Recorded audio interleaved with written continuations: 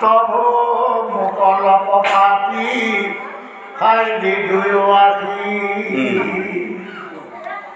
এই বুলি পৰি হব ছায়া হলাই উঠে সভাৰ মধ্যত নাক পহাৰি নুধে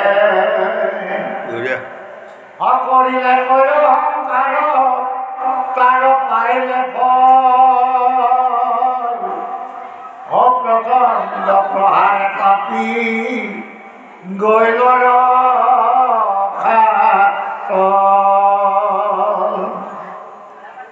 ৰামে হেন দেখি কলিংগনীৰ পতি দিলে লৰ ই দশ খোজ অন্তে লাগ পাইলা হল ধৰ ই জাতু জান্ত দেখাই হাসিল দুৰাচাৰ কেহি ক্ৰোধে ধৰি ধান্ত মাৰিলে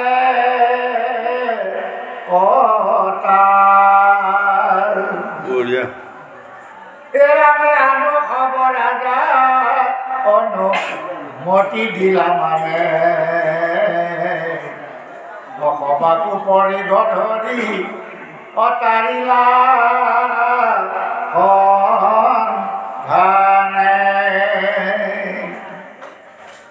এৰামে উৰুষিৰ বাহুকতি পৃষ্ঠভংগ ভৈল অৰুধিৰে জগত হুয়া ভয়ে পলাই গৈল। এতিয়া ইয়াৰ আগৰ সময়কণত এই পৃথিৱীখনত অত্যন্ত অত্যাচাৰ আহিছিল।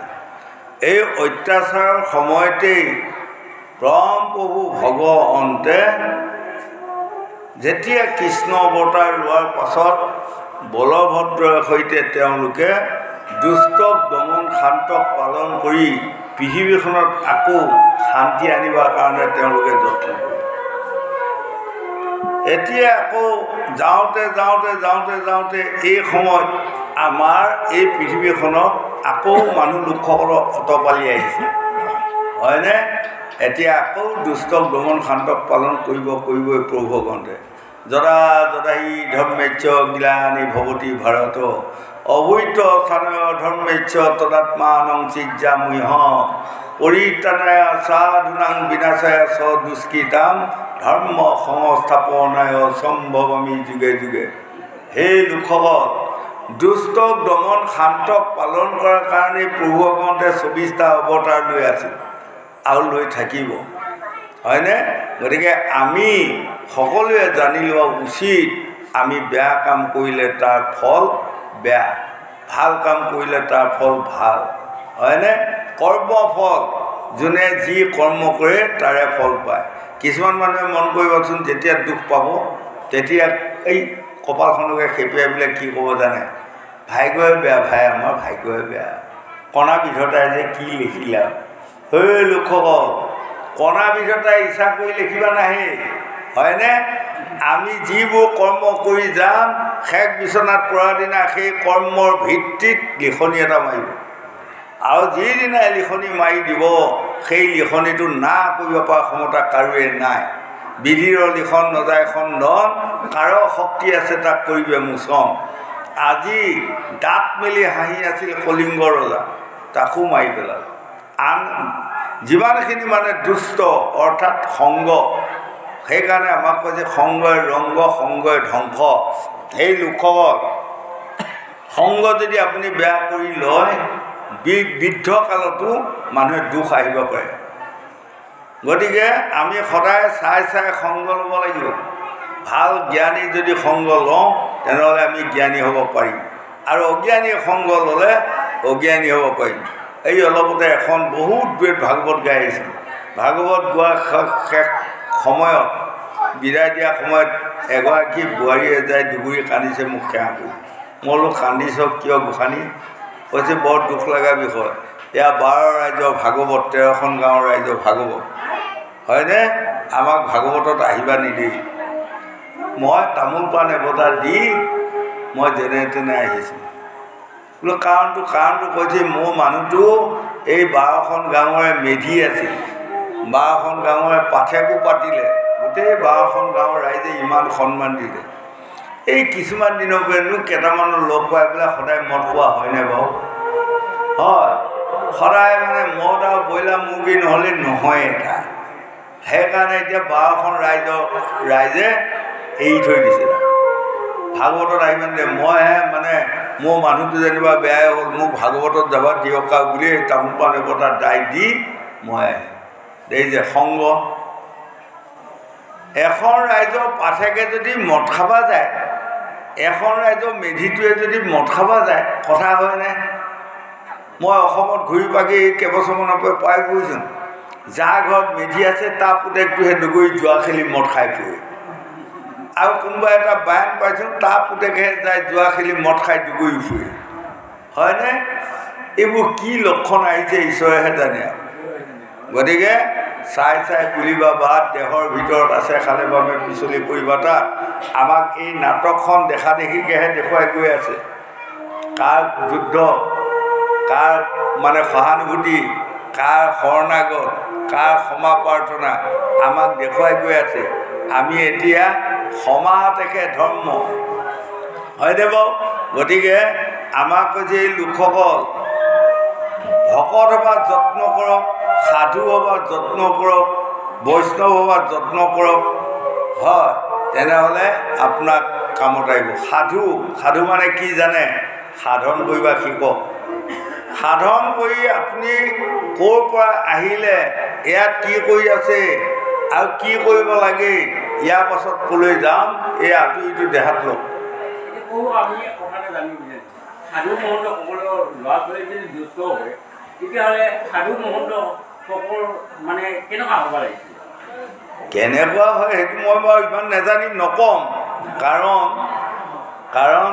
মানুহ বহু ৰকমৰ থাকেতো চব কথা ক'লে কোনোবাই দুখ পাব পাৰে আঘাত পাব পাৰে কিন্তু এইটো হৈছে আজি কেইবছৰমানৰ পৰা অসমত জেগাই জেগাই প্ৰায় হৈছে মই পাই ফুৰিছোঁ হয় আকৌ কালি গুৱাহাটীত যামগৈ তাতো পামগৈ ক'ত কেনেকুৱা আহি সকলো গতিকে এইটো কলিৰ প্ৰভাৱ বুলি কৈছে যিসকলে হৰি নামত পাছ দি কেৱল বিষয় বাসনাক আগ দি ফুৰিব সেইসকলক কলিয়ে লাগ ল'ব কলিয়ে লাগ লৈ তেওঁ নকৰিবলগীয়া কৰ্ম তেওঁ কৰিব এতিয়া পৰীক্ষিত ৰজাৰ নিচিনা গুণী জ্ঞানী সাধু মহন্ত ৰজা আছিলে নেকি কোনোবা গোসাঁইঘৰ নাই কিন্তু তেওঁ যে অকৰ্ম কৰিলে যেতিয়া পৰীক্ষিত ৰজাই আগৰবাৰ বনৰ মাজত যাওঁতে দূৰৰ পৰা এটা মই গোসাঁই কথাটো বহাই দিলোঁ মানে এগৰাকী মানে আয়ে কান্দি থকা কুঁহুকুঁহাই কান্দি আছে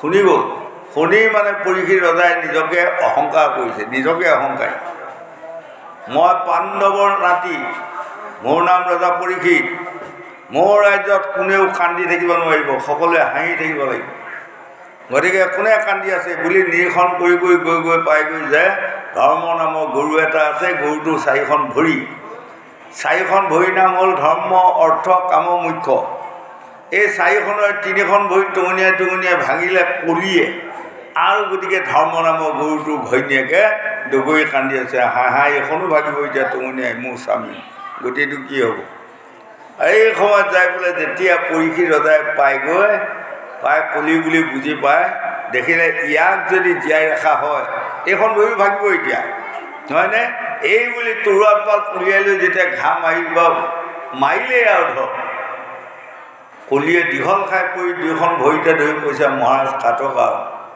মোৰ গাত কিন্তু এটা মহৎ গুণ আছিল এই মহৎ গুণৰ শব্দটো শুনি পৰীক্ষিত ৰজা তৰুৱাল পাত ওপৰতে ৰ'ল তোমাৰ গাত এটা মহৎ গুণ আছে কি মহৎ গুণ কৈছে এইটো কলি যুগ মোৰ যুগ এই কলি যুগত যিসকলে একান্ত চিতে ভাগৱত শুনিব একান্ত চিতে হৰিনাম হৰিকীৰ্তন শুনিব বা গাব বা ক'ব সেইসকলক ইহকালে পৰকালে মই শান্তি দি সদৌ শেষত মই বৈকুণ্ঠক লৈ যাব পৰা ক্ষমতা মোৰে আছে এইটোতো ভয়ংকৰ গুণ আছে লগে লগে পৰীক্ষিত ৰজাই দেখিলে ইয়াক কাটিলে সপনা হ'ব তৰুৱাল পাত লৈ আহি সোমোৱাই থৈ তাক জেগা কেইটামান দিলে যোৱা তেনেহ'লে কলি তোমাক জেগা কেইটামান দিলোঁ প্ৰথম জেগাটো দিলোঁ তোমাক মদত থাকিবা দ্বিতীয় জেগা দিলোঁ জুৱা খেলত থাকিবা তৃতীয়ত তুমি সীমাত থাকিবা সীমা মানে কি মাটি বাৰী সীমায়ো সীমা কথা সীমায়ো সীমা ফুৰা চাকা সীমায়ো সীমা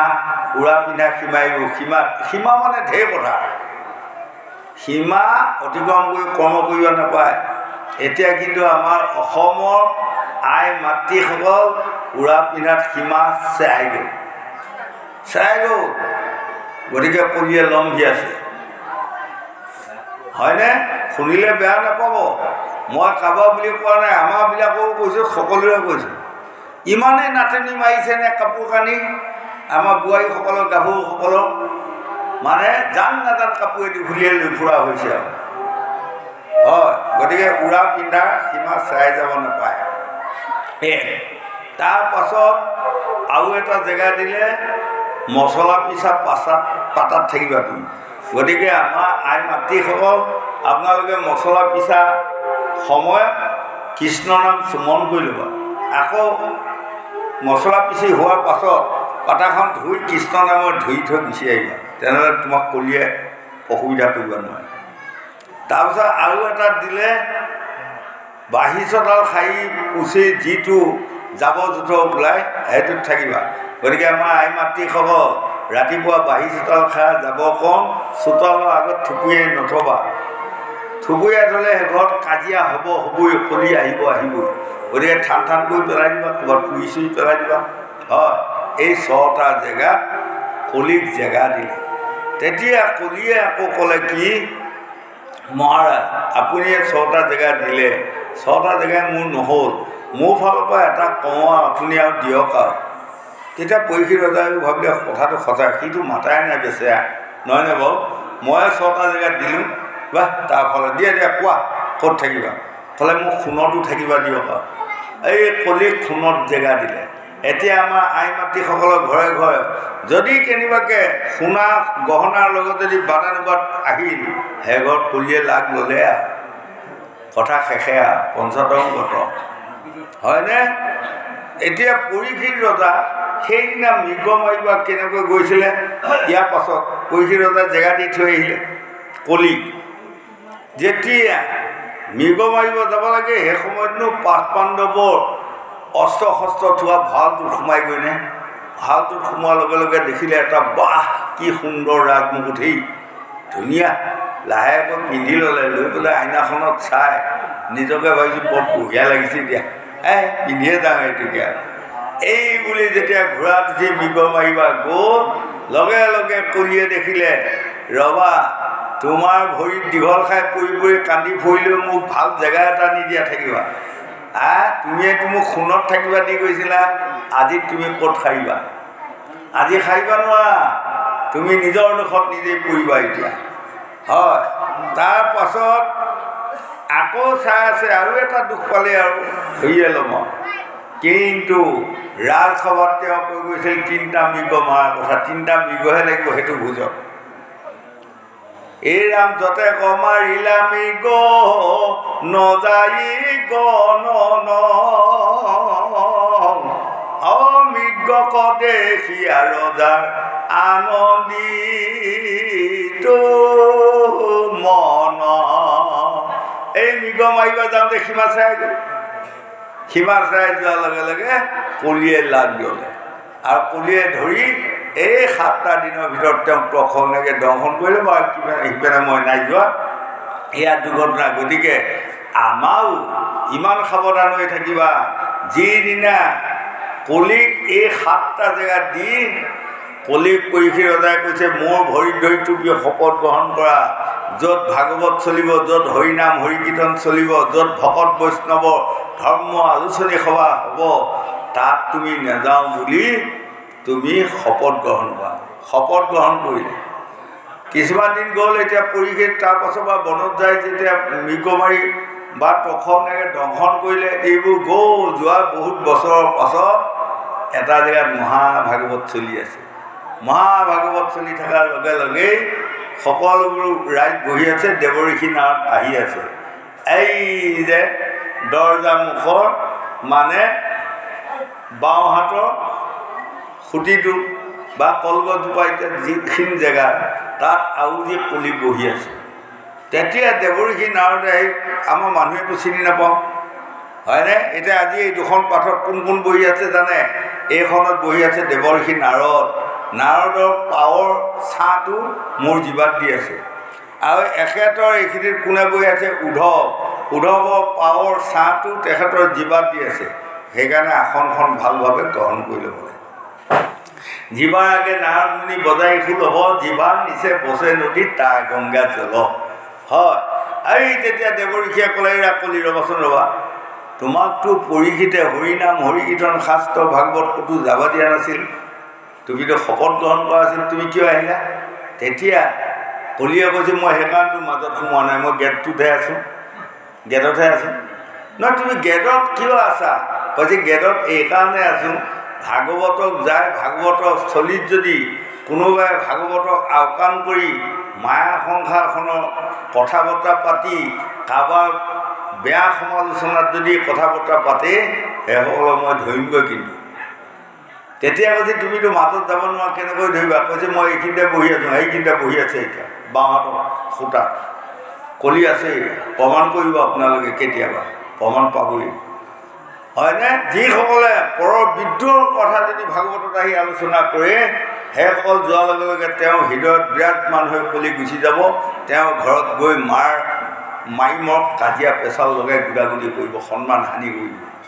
গতিকে আমাৰ ল'ৰা ছোৱালী যুৱক যুৱতী প্ৰজন্মসকল আমি ভাগৱতক আহিলে সদায় মানে এইকণ কথা বুজি লোৱা উচিত, ভাগৱতৰ কথাহে আমি শুনিব লাগিব, কাৰো বিদ্ৰোহৰ আলোচনাৰ কথা যাতে ইয়াত নোলায়, এইকণ আমি সাৱধান হোৱাটো পৰম কৰ্তব্য। গোবিন্দ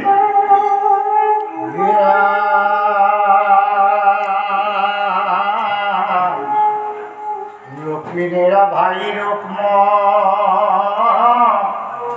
মাধব রসাই বেশ ওই জ্যেষ্ঠ বড় ভর্তে কারো চিন্তিলে পকা এরামে রুক্মিণীর রামর স্নেহ ভঙ্গ ভয়ে হরি ভালো মন্দ কিছু নুবো লীলা ব্যক্ত করি বঢ়িয়া। প্রাণহর মানুষের বড় ভদ্র ভাই অরূপ দেখিও নিজ ভাই যা মন যায় এরামে ভালো ভইল ভুলিলে রুক্মিণী পাইবে ফুক বলু কণি দিলে দুধ করিবন্ত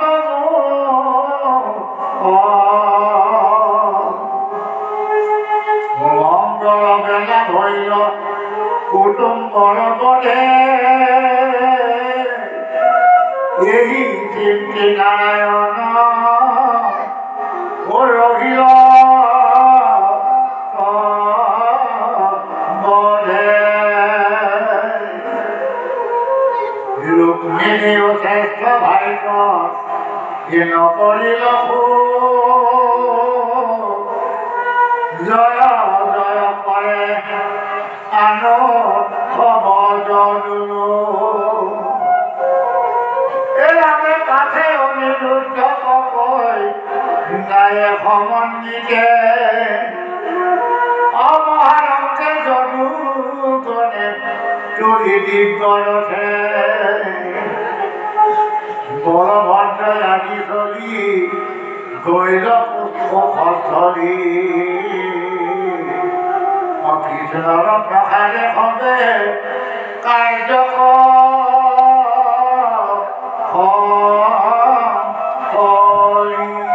আজি বিয়া বাৰু শেষ কৰি সকলো ঘৰা ঘৰি গুচি গ'ল, কিন্তু ইমান ডাঙৰ যে সভাস্থলীত এটা ডাঙৰ ঘটনা হ'ল, কিমান মানুহ দুনুহ মৰিলে, তাৰ কাৰণে আজি কৃষ্ণই কিবা বেজাৰ কৰিলেনে?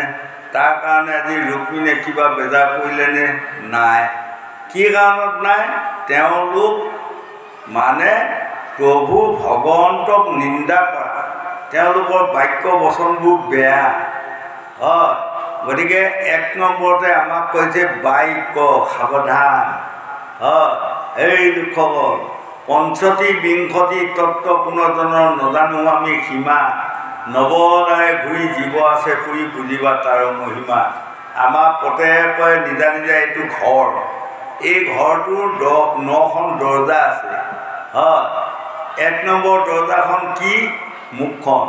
মুখখনৰ কাম কেইটা? 2টা, এটা খোৱা এটা খোৱা। সাৱধান কি হয়নে? সেইকাৰণে যেনেকৈ এইকুৰা বন্তি আপোনালোকে দেখিছে, এইকুৰা অকণমানি বন্তি, ইয়াকে লগাই দিয়ক, 3 তুলক ই নাশ কৰি দিব। এইকাৰণে এইটো কি সোমাই আছে? ব্ৰহ্ম সোমাই আছে। আৰু বাক্য ব্ৰহ্ম, য'তে ত'তে নিদিবা কথা, য'তে ত'তে নিদিবা মাথা, সাৱধান হোৱা। হয়, বাক্যই ব্ৰহ্ম আৰু জীৱ ব্ৰহ্ম। মই ক'ৰ পৰা জন্ম ল'লোঁ? ব্ৰহ্মৰ পৰা জন্ম ল'লোঁ। জীৱ ব্ৰহ্ম, জল ব্ৰহ্ম, বায়ু ব্ৰহ্ম, হয়নে? এইবোৰ প্ৰত্যেক একোটি একোটি ব্ৰহ্ম। গতিকে মুখখন ব্ৰহ্ম, এটা খোৱা এটা খোৱা। খাব পাৰিছোঁ বুলিয়ে যদি জদাই মদাই যোনে যিয়ে দি তাকে যদি তেনতেনীয়াকৈ খাই পোৱা যায়, অলপ দিনতে পেটডাল বেমাৰী কৰি ল'ব, কথাই শেষ। হয়, সেইকাৰণে আমাক জ্যোতিষশাস্ত্ৰত ভিগুৱাদী মুনিসকলে লিখিছে, বেছি কথাত মুখ নষ্ট। যদি মায়াৰ কথা কিছুমান যদি আপোনালোকে কোৱাকৈ কৰি থাকে, আপোনাৰ মুখখন নষ্ট কৰি ল'লে। গতিকে এইবোৰ কথা বেছি নক'ব, ঈশ্বৰৰ কথা ক'ব। হয়, আৰু বেছি আহাৰত দেহা নষ্ট, বেছি ভোগত পেট নষ্ট, বেছি আদৰত সন্তান নষ্ট। আমাৰ আই মাতৃ বোৱাৰীসকল, আপোনালোকৰ ল'ৰা ছোৱালী হৈছে, ল'ৰা ছোৱালীবোৰক কেনেকৈ বোৱাৰীসকলে ভাত খুৱায়। মই নিজৰ বোৱাৰীকেইটাকে দেখিছোঁ নহয়, নাখাওঁ বুলি ক'লেও মানে কেঁচুৱাকেইটাক কয়, দেহা এই মুঠিও খোৱা, সোণ এই মুঠিও খোৱা, বাচা এই মুঠিও খোৱা, ধুনীয়াকৈ কয়। আৰু চবেই কয়, বোধ হয় সেইটো সেইমতে খুৱাই ল'ব। আকৌ যদি খাই বৈ লোৱাৰ পাছত যদি কিতাপ পত্ৰ পঢ়াৰ সময়তো যদি কয়, দেহা পঢ়া কৰি যোৱা, সোণ পঢ়া কৰি যোৱা, বাচা পঢ়া কৰি যোৱা বুলি যদি ক'লে, সেইকেইটা গ'ল আৰু কামে শেষ। হয়নে? গতিকে আমাৰ বোৱাৰী মাতৃসকল মুঠ সলাই দিবা শিকিব। দেহা বাচা বুলি খুৱাই আছা, খাই হোৱাৰ পাছত তৎক্ষণাত মুঠটো সলাই দিবা, এই কিতাপ ল, মুঠ সলাব লাগিব, তেতিয়া ল'ৰা ছোৱালী ভাল হ'ব। হয়নে? গতিকে কৈছে বেছি আদৰত সন্তান নষ্ট, বেছি নিমখত তৰকাৰী নষ্ট। হয়, দিব লাগিছিল 10 গ্ৰাম নিমখ, দি পেলালে 200 গ্ৰাম।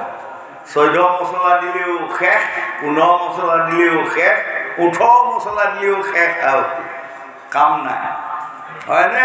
গতিকে সাৱধান, পেটটো ভালে ৰাখিবলগীয়া হ'লে কোনোবাই মৰমতে যেনিবা এসোপা তিল পিঠা, কালি এসোপা তিল পিঠা এই কাঁহী ভৰাই দিছে আনি চাই তাই কেইগৰাকীমান বোৱাৰীয়ে ভাগৱতৰ শেষত।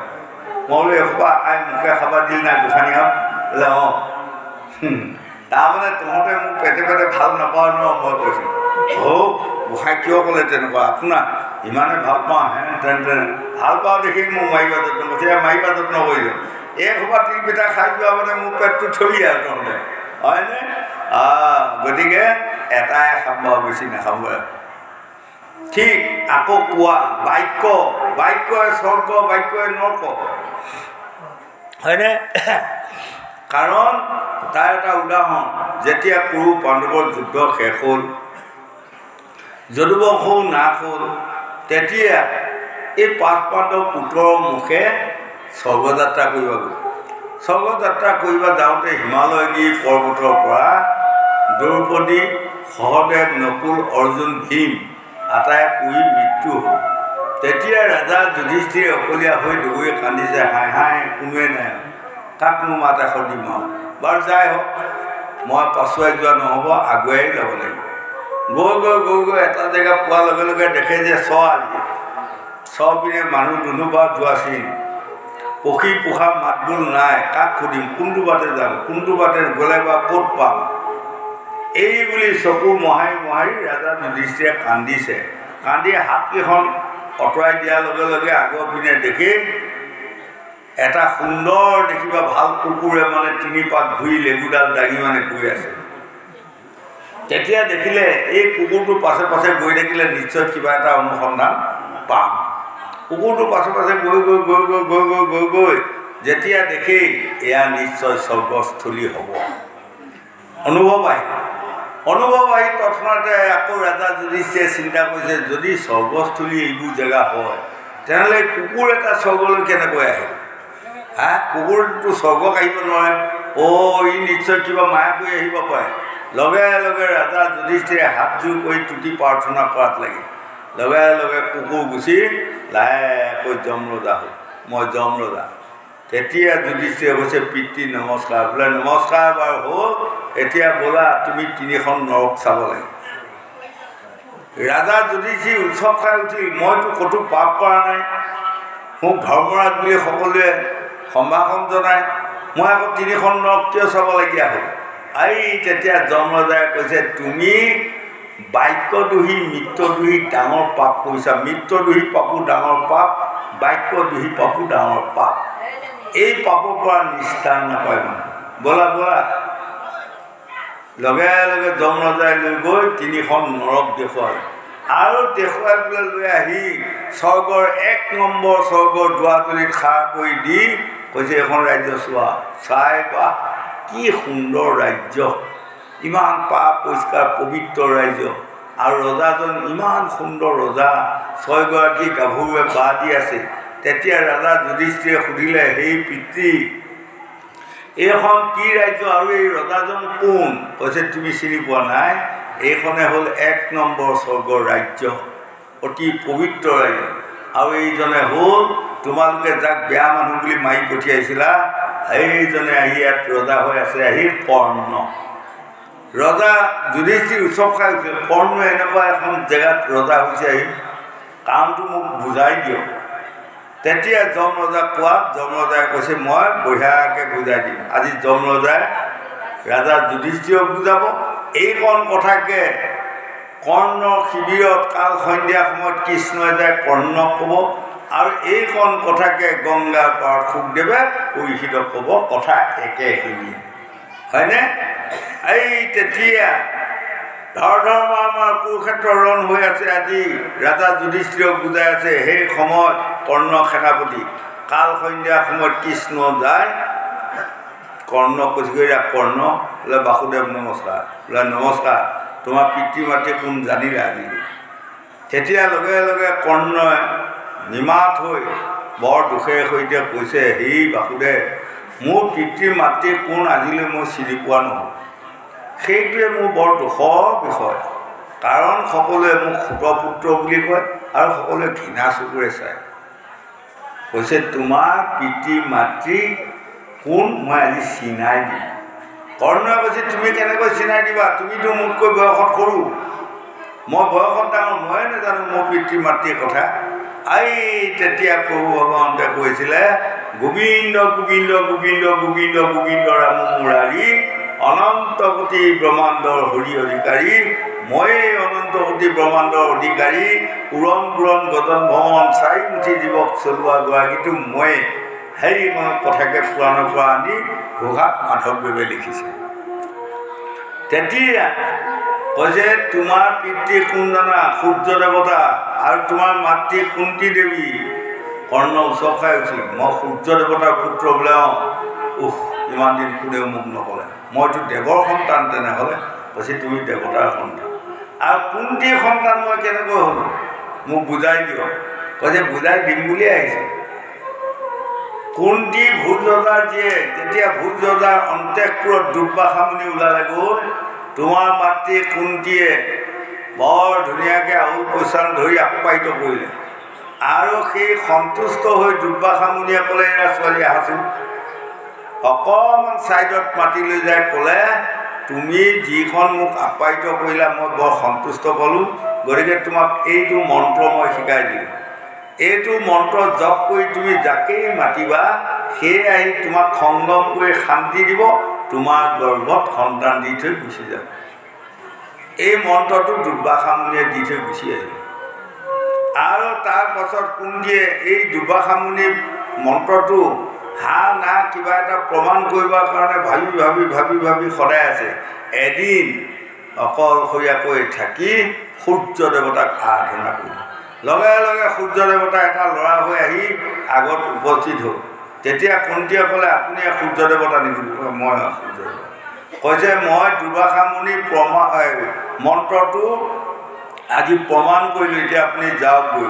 সূৰ্য দেৱতাই কৈছে, মই আজি যদি যাওঁগৈ দুৰ্বাসা মুনিৰ অভিশাপত মই ভস্ম হৈ যাব লাগিব, গতিকে তোমাক মই সংগ্ৰাম কৰি তোমাৰ গৰ্ভত মই সন্তান দি যাব লাগিব। এয়া দুৰ্বাসা মুনিৰ বাক্য।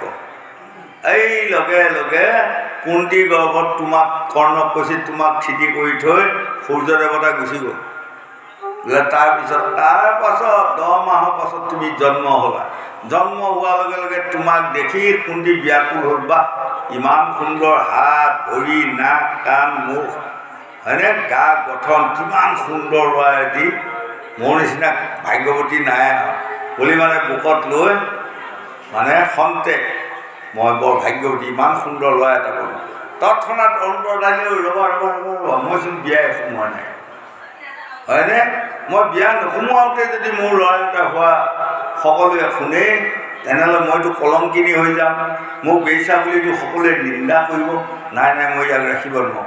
এই ডাঙৰ চৰু এটাত লৈ গৈ নদীত উটুৱাই দি বুকত ভুকুৱাই কান্দিছে, যোৱা বাচা, ইমান সুন্দৰ ল'ৰা পায়ো মই তোমাক কলংকিনী হোৱা ভয়ত ৰাখিব নোৱাৰিলোঁ।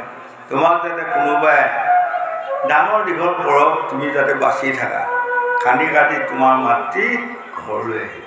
এতিয়া কৰ্ণই আজি দুগুৰি কান্দি আছে। আৰু পোহৰ হোৱাৰ লগে লগে ধোবা ধুবুনীয়ে কাপোৰ ধোৱা গ'ল, যাই সেই চৰুটো উঠি যোৱা দেখি ধুবুনীয়ে কৈছে, ঐটো চৰু কি উঠি গৈছে মই চাই আনো। ধোবাটোৱে কৈছে, ইমান কাপোৰ লৈ আহিছোঁ, ৰজা গৰু কাপোৰ লৈ আহিছোঁ, ধোৱা কাপোৰ ধোৱা, ক'ৰবাত কিবা এটা উঠি গ'ল, তাকে চাবৰ কাৰণে যাবলগীয়া নাই নহয়। কৈছে, তোমাৰ কথা নুশুনো দিয়া, মই চাই আহিব লাগে। ধোবাটোৱে মানে সময় হৈছে, সেইকাৰণে মাইকী মানুহ ক'ৰবাৰ লগত লৈ ফুৰিব নাপায়। মাইকী মানুহ যাকে দেখে তাকে লগা হয়, যাকে দেখে তাকে খেলি যায়, হয়নে নহয়? মন কৰিব, এতিয়াও মন কৰিব আমাৰ ল'ৰাসকলে। মই নিজে এইবোৰ অভিজ্ঞতাত মই পোৱা দেই ডেকা হওঁ।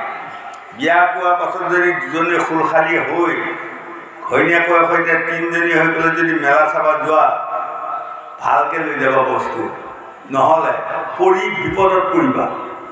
মই প্ৰমাণ পাইছোঁ, মোৰ নিজৰ খুলখালী 2জনী আছে, হয়নে? ইটো দেখিলেও লাগিব, সিটো দেখিলেও লাগিব। এতিয়া নতুন ভেনীয়ে ক'বও নোৱাৰে, মাতিবও নোৱাৰে, নিয়ম বুলিবও নোৱাৰে, হয়নে নহয়? তেনেকৈ মানে ধোবাৰ কথা নুশুনি ধুবুনীয়ে একদম পানীত পৰি যায়, একদম চৰুলৈ গুচি আহিলে। আনি আহি কৈছে, তোমাৰ কথা নোযোৱা হয় আজিয়ে এই ধুনীয়া ল'ৰাটো হেৰুৱাওঁ দেই যে। গতিকে আমি মাইকী মানুহৰ কথাবোৰো শুনিব লাগে অলপমান, নহয়? আজি শুনাৰ কাৰণে আজি মানে ধুবুনীয়ে কৈছে, আমাক সকলোৱে বজাবাদী বুলি ঘৃণা নিন্দা কৰে, আজি এইটো কি ধুনীয়া, এই মাত্ৰ ক'ৰবাৰ জন্ম হোৱা ল'ৰা পৰি উঠি আহিছে, ধুনীয়া ল'ৰা, বোলা দুয়ো লৈ যায়, ধুৱাই পখলাই জ্যোতিষী লৈ যায়, নাম থোৱালে কৰ্ণ। হয়, গতিকে তোমাক জন্ম দিয়া হ'ল, গতিকে তোমাৰ পিতৃ হ'ল আজিৰ পৰা সূৰ্য দেৱতা আৰু মাতৃ হ'ল তোমাৰ কুন্তি। কৰ্ণ খুব কান্দি আছোঁ। তেতিয়া কৃষ্ণই কৈছে, তুমি কান্দি থাকিলে নহয়, মই কি কাৰণে আহিছোঁ তাক নুসুধা কিয়? তেতিয়া কৰ্ণই ক'লে, কওক বাসুদেৱ, আপুনি যিটো মোক আঘাত দিলে, মই ইতিমধ্যে সেনাপতি হৈ আছোঁ, কালি 9টাৰ পৰা যুদ্ধ, হয়নে? মই এইবোৰ চিন্তা তুমি মোৰ মগজত সোমোৱাই দিলা, মই কোন সাহসত যুদ্ধ কৰিম? কৈছে, মই তোমাক লৈ যাব আহিছোঁ, যুদ্ধ কৰিব নালাগে আৰু আজিৰ পৰা। এতিয়া লৈ যাই 5 পাণ্ডৱৰ মাজত ৰজা পাতি দিম, যুধিষ্ঠিৰ, ভীম, অৰ্জুন, নকুল, সহদেৱ সকলোৱে আজিৰ পৰা তোমাৰ ভৰি মালিচ কৰি থাকিব। নিমিষৰ কৰ্ণ মনে মনে আছে। কৃষ্ণই কৈছে, বোলা দেৰি নকৰা। এতিয়া কৰ্ণই কৈছে, এয়া বাসুদেৱ, মই আজিৰ পৰা যুদ্ধ ত্যাগ দিম আৰু 5 পাণ্ডৱৰ মাজত ৰজা হৈ থাকিম সত্য, কিন্তু মোৰ যে বাক্যটো নষ্ট হ'ব। কাৰণ যিদিনা ৰাজা দুৰ্যোধনে অংগদেশৰ ৰজা পাতি মোক সন্মান দিছিলে, সেইদিনা মই কৰ্ণক আলিংগন দি কৈছিলোঁ, এদিন মই প্ৰাণ দি হ'লেও তোমাক ৰক্ষা কৰিম। আজি যদি মই সেই বাক্যটো ৰক্ষা নকৰি মই যদি 5 পাণ্ডৱৰ মাজত ৰজা হৈ যাওঁ, কালি ৰাতিপুৱা 9টাত যুদ্ধৰ সময়ত যদি ফিল্ডত মোক নাপায়, ৰাজা দুৰ্যোধন কান্দি কান্দি পগলা হৈ যাব আৰু পগলা হৈ তেওঁ মোক অভিশাপ দিব আৰু মই বাক্য নষ্ট কৰাৰ ফলত গৈ পৰ জন্মত যায় নৰকত পুচি থাকিব লাগিব, সেইবিলাক তুমি ভগৱান হ'লেও মোক ৰক্ষা কৰিব নোৱাৰা। গতিকে তুমি যি বাটে আহিছা ভাই সেই বাটে গুচি যোৱা। হয়, কৃষ্ণ কৈছে তুমি মোৰ কথা নামানা, কৈছে নামানো অতি সোনকালে যোৱা। তুমি মোৰ অন্তৰত কিছুমান আঘাত দি কালি মোৰ যুদ্ধস্থলীটো তুমি কণা লগাবা, মই আৰু বুজিব বাকী দেখা নাই। তুমি মোৰ কথা নামানা, 5 পাণ্ডৱক কালি মাৰিব পাৰিবা। কৰ্ণ কৈছে বাসুদেৱ তুমি যোৱা, 5 পাণ্ডৱক মই কালি যুদ্ধত মাৰিব নোৱাৰোঁ সত্য, মই নিজে মৰিব পাৰিম নে নোৱাৰিম, নিজে মৰিলেও মোৰ লাভ হ'ব। সেয়ে আজি যম ৰজাই ৰাজা যুধিষ্ঠিৰক কৈছে 5 দিনীয়া যুদ্ধ কৰি কৰ্ণ মৃত্যু হ'ল, গতিকে তেওঁৰ গাত পাপ নাই আৰু আজি 1 নম্বৰ স্বৰ্গৰ ৰজা হ'ল। তুমি কি কৰিলা? যেতিয়া কুৰুক্ষেত্ৰৰ মহাৰণস্থলীত 3বাৰ জয়ধ্বনি উঠিল অশ্বত্থামা মৃত্যু, তেতিয়া অশ্বত্থামাৰ পিতৃ দ্ৰোণাচাৰ্যই দৌৰি আছে, মোৰ এটিয়ে পুত্ৰ মাত্ৰ, ক'ত মৃত্যু হ'ল, কোনে মাৰিলে, মই মৰাশতো পালেও শান্তি পাওঁ। ঘূৰি উলিয়াব নোৱাৰি সদু শেষত থিৰাং কৰিলে 18 সৈনিক সেনাৰ মাজত এজনেই মানে সত্য কথা কোৱা মানুহ আছে, সেইজনৰ নামে হ'ল ৰাজা যুধিষ্ঠিৰ। পোনে পোনে দৌৰি আহি তোমাক কৈছে মহাৰাজ যুধিষ্ঠিৰ, মোৰ পুত্ৰ অশ্বত্থামাক কোনে মাৰিলে, কোনখিনিত মৰিলে, ক'ত পাম? তেতিয়া তুমি পোনে পোনে ক'ব লাগিছিল অশ্বত্থামা মৃত্যু হোৱা নাই, অশ্বত্থামা নামৰ হাতী এটাহে মৃত্যু হৈছে বুলি ক'ব পাৰিব লাগিছিল। কিন্তু তাকে নকৈ তুমি কি ক'লা, অশ্বত্থামা হত কিন্তু ইতি গজ, এয়া বাক্য ক'লা। এই বাক্য নষ্ট কৰা পাপৰ ফলত তুমি 1 নম্বৰ 2 নম্বৰ স্বৰ্গ হেৰুৱালা, 3খন নৰক চাবলগীয়া হ'ল আৰু কৰ্ণই আজি 1 নম্বৰ স্বৰ্গত ৰজা হ'ল। সেইদিনা ৰাজা যুধিষ্ঠিৰে কৈছে কৰ্ণ তুমি হাৰিও জিকিলা আৰু মই জিকিও হাৰিলোঁ। গতিকে আমাৰ ল'ৰা ছোৱালী যুৱক যুৱতী প্ৰজন্মসকল সদায় হাৰিবা শিকা, যিজনে হাৰিবা শিকে সি এদিন জিকিব পাৰিব, হয়নে? হাই কাজিয়া টংকালত হাৰিবা শিকি ফুৰাচোন, তেতিয়া ভগৱন্তে আপোনাক সকলো পিনে জয় মই কৰিব, সেইপিনে জিকি যাবা, হয়নে? সেইকাৰণে স্বামী বিবেকানন্দ দেৱৰ গ্ৰন্থ বাণীখনৰ সদু শেষত লিখিছে সতৰ ক্ষয় নাই, অসতৰ জয় নাই। গতিকে ল'ৰা ছোৱালী যুৱক যুৱতী প্ৰজন্মসকল আপোনালোকে সত্যটো হৃদয়ত জীয়াই ৰাখি থাকক, এদিন জয় পতাকা উত্তোলন কৰিব পাৰিব।